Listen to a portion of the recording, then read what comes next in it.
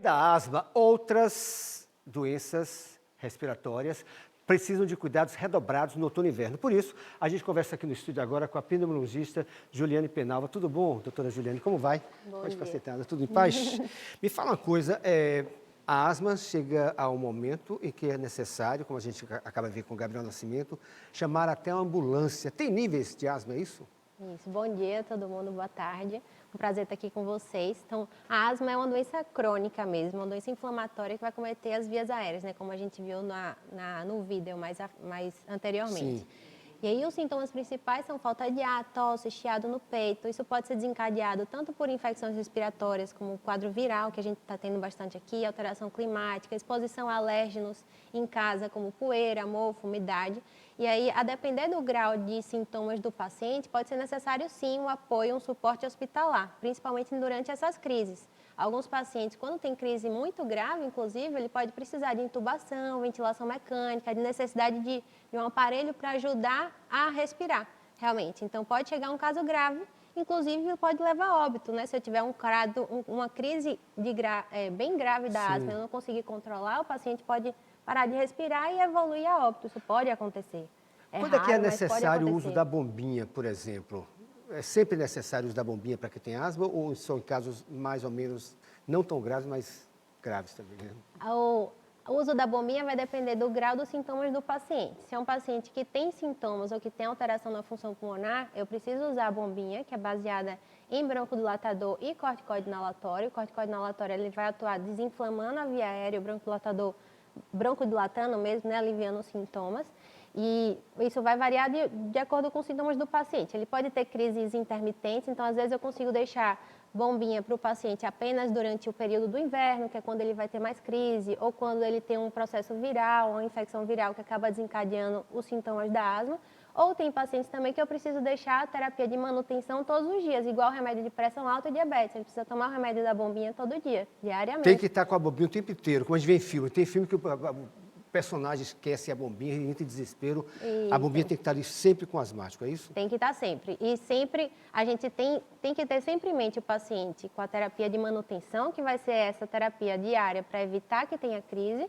E o paciente sempre tem que ter um plano de ação caso ele venha a ter uma crise, né? Caso ele seja exposto a um alérgeno ou uma fumaça, que a gente não tem como controlar isso no ambiente, né? Então, isso pode acontecer em qualquer lugar. Você pode estar no trânsito, tem um incêndio, você tem uma crise de asma.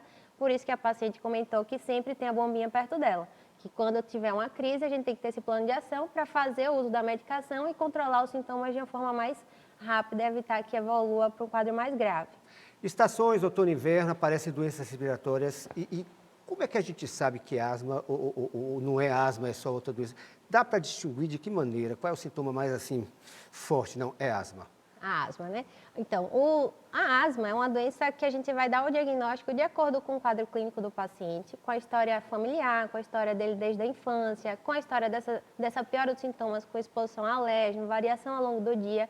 Eu vou corroborar esse diagnóstico com exames, então eu posso ter nos exames de laboratório um aumento de eosinófilo, que mostra que é uma asma mais... O que é eosinófilo? Eosinófilo é um parâmetro do sangue que aumenta quando o paciente tem muita alergia, muita atopia. Então, o paciente mais sensível aos alérgenos, né? Isso pode acontecer junto com a asma.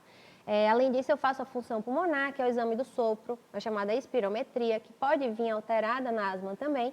E na tomografia, na tomografia é um exame de imagem do pulmão, Sei. eu vou ver áreas de aprisionamento aéreo, compatível com essa doença. Então, eu não vou ter um exame que vou fazer e vai vir, é asma. Não. Isso a gente vai juntar os parâmetros. Vai estudar. Isso, eu vou juntar o parâmetro clínico, a história de paciente, história de sintomas, história familiar, corroborando com esses exames complementares para fechar o diagnóstico clínico de asma. História familiar é hereditário, é isso? Ele tem um componente asma, tem um componente genético, sim, tem um componente genético, então a gente normalmente vê pacientes da mesma família ter os mesmos sintomas e ter o diagnóstico de asma, e ele também é contribuído pelo fator ambiental, né? Então, o ambiental e o genético acabam sinergizando aí e desenvolvendo esses sintomas. Como tratar?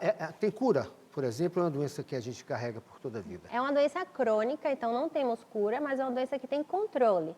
Não é normal um paciente com asma, por exemplo, ter falta de ar, ter chiado no peito o tempo inteiro. Se isso está acontecendo é porque ele não está sendo bem tratado, ele não está sendo bem controlado. Então, o normal, o clássico que a gente vê da asma é que os sintomas começam na infância, tem uma melhora aí na adolescência, na fase adulta e pode voltar na fase idosa. Mas tem asma também que vem relacionado com a mulher, aparece depois dos 40 anos. Pode ter um paciente que venha desenvolver asma depois de um quadro viral mais grave, que faz uma bronquite, pode ter sintomas Uma parecidos. bronquite maltratada, é isso? Pode. Ou seja, uma bronquite maltratada pode virar asma? Pode levar a uma hiperreatividade brônquica que vai simular esse quadro de asma mesmo. Então, depende, varia.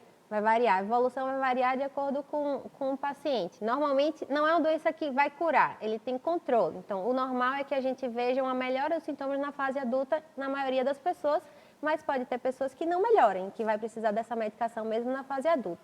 Dicas, não só de asma, para outras doenças respiratórias nessa fase agora, chovendo na capital baiana, outono e inverno, clima um pouquinho mais frio, não tão frio, mas mais frio. Dicas para evitar outras doenças respiratórias típicas dessa estação. Então, a gente agora vê muita infecção viral, né? Os vírus começam a circular mais nessa fase, que são um fator desencadeante de crise de asma também, não só de asma, mas podem propiciar e aumentar o risco para fazer pneumonia. Então, o ideal é que se o paciente já tem uma doença respiratória, como DPLC, asma, doença pulmonar-intersticial, fibrose pulmonar, ele faça o acompanhamento regular com o pneumologista, isso vai ajudar bastante, para manter o seu tratamento adequado, com o controle dos sintomas e da doença, né, de forma adequada, para evitar que nesse período de chuva, de inverno, de frio, que é o período que realmente pode piorar esses sintomas respiratórios, venha com um quadro mais grave, né? E passe de uma forma um pouco mais amena. Obrigado. Consulta de graça. Obrigado, viu? Obrigada, Doutora Juliane Penalva. Obrigado pelas dicas.